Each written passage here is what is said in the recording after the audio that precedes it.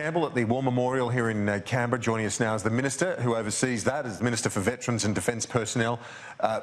He has received a lot of praise, I think, across the board for 7 years of great work and contribution to that wonderful institution. Yeah, well, quite rightly. I don't mind saying that I was a little bit disappointed when Brendan informed me they didn't intend to seek reappointment at the end of this year. And the reason for that disappointment was I thought Brendan was doing a great job and has done a great job in the role. I mean, 7 years in that role, it's a national institution and he's actually taken it to another level. By implementing the last post ceremony, which is a concept that came from Belgium, where the men and gate, it's been done probably, I think it's about 32,000 times now, so night after night they've done it there. Brendan was inspired by that and brought it back to Australia. And I think it's actually allowed a new generation of Australians, particularly school children, to go along at every evening and hear the story of an Australian serviceman or woman and learn a little bit more about our history. And I think that was quite an inspired and visionary approach that Brendan adopted, and he should be proud of the work he's done at the War Memorial. And he's been overseeing a huge expansion of the War Memorial as well. It's really established it from a much larger national presence than it was even just a few years ago. Well, even now, the War Memorial is attracting up to 1 million people per year. I actually think it's in excess of 1 million people per year. And that's because it's where we tell the story of our nation. And what Brendan has wanted to do and what he's worked with me closely as Minister in doing and with the board of the War Memorial is putting forward a redevelopment plan that will allow us to tell the story of modern day conflict. So we've been through a very high operational tempo in Australia with our troops in places like Afghanistan, Iraq and peacekeeping missions before that. A lot of people have served, but when they go to the War Memorial, they can't necessarily tell the story as well as they should be able to their own kids. They can see, what happened to their granddad or great-granddad or great-great-uncle, what it might be.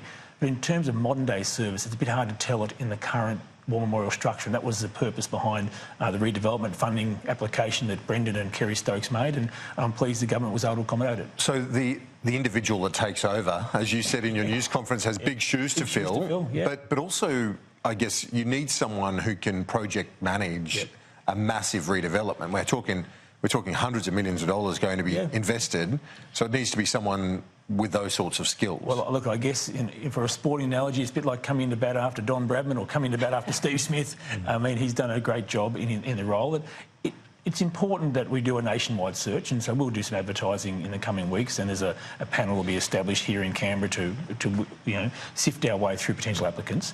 The big project now is the redevelopment, and it's set up in a way that it's meeting its targets now in terms of appointment of architects and that type of thing, in terms of the timeframes for construction, and I think it's been well set up for the next person to take on the role, and Brendan plans a quite an orderly transition at the end of this year. But you wouldn't just say you just need a historian or someone of that ilk. You need someone who's just going to be able to manage a major building and construction and redevelopment project. Well, the skill set will be in the job application. If you're interested, mate, sure. Send me your CV. Maybe not. But anyway, look, I do love the place, but as you said, it's hard to follow him. It's a multi-skilled job. You're going to need to have great leadership skills because you're running, an institute which is so important to all Australians. There's a couple hundred staff involved, and they need the direction of a great director.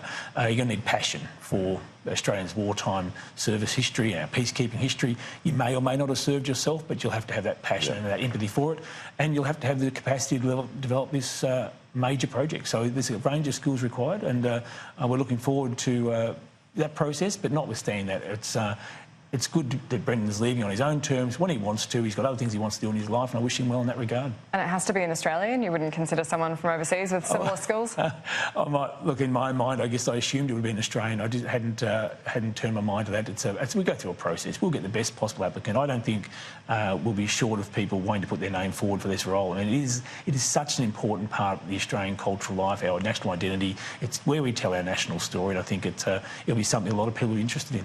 One of the changes that he made, which I think is very potent. You mentioned the last post ceremony. The other one is on Anzac Day, when we have the ceremony at the War Memorial, and the images that are over the days leading up to Anzac Day that are screened on the walls of the memorial, and also the speech that's given by a current service man or woman. I think one of the things that Brendan's brought to the role is his willingness to be a bit innovative, to try and find ways to connect to all generations, so not just we've always done it this way, so we'll keep doing it that way. He's respected the traditions, but also brought in some new touches, which I think have been well received. He's been keen to work with the veteran community and their families. He recognises very strongly, as someone who was a Minister for Defence, that the families who support our veterans or our serving men and women are just as important in many ways to the capability that we need. So in many ways, the home front is as important as the front line in terms of getting people ready and able to serve our country. And Brendan's recognised that. Well, he's a former, as you said, former Defence Minister, former NATO Ambassador, former Education Minister, Opposition Leader, AMA President. He's had a great career. We wish him all the very best for what's next. Well, I think there will be a what's next. And my expectation is he's got a lot of energy, a lot of things still to offer the Australian nation. He's been a great servant of our country in his various roles. You know, I wish him, sincerely wish him well, because I've worked very close with him for the past 10 years in different roles.